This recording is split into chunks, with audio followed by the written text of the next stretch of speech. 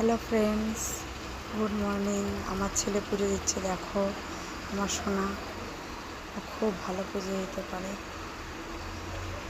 দেখো কি সুন্দর করে মালা গাচ্ছে, ভোলে বাবাকে পড়াবে এখন। তোমাদের বাড়ি কার কার বাচ্চা এরকম করে পুজো দেয়?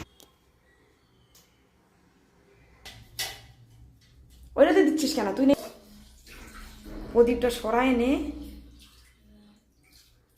হ্যাঁ, নমস্কার করো। মালাটা হাতে নিয়ে নমস্কার করে নে।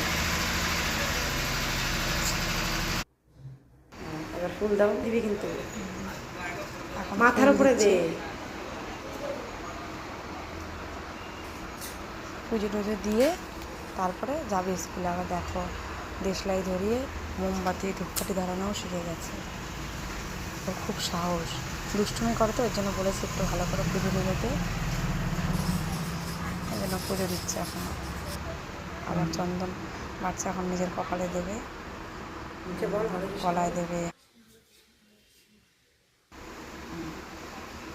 হয়ে গেল দেওয়া।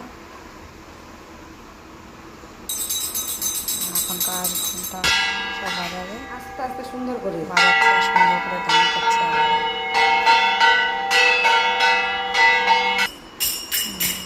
এটা কি বাজার জানো? ওই এটাকে কী যেন বলে, ভুলে গেলাম। তোমরা যদি কেউ জানো প্লিজ একটু কমেন্টে বলো তার নামটা কী জানো। ওই এখন পুজো দেওয়া হয়ে গেছে ঠাকুর। ওইটা কি আবার কেমন করে আবার নমস্কার করে।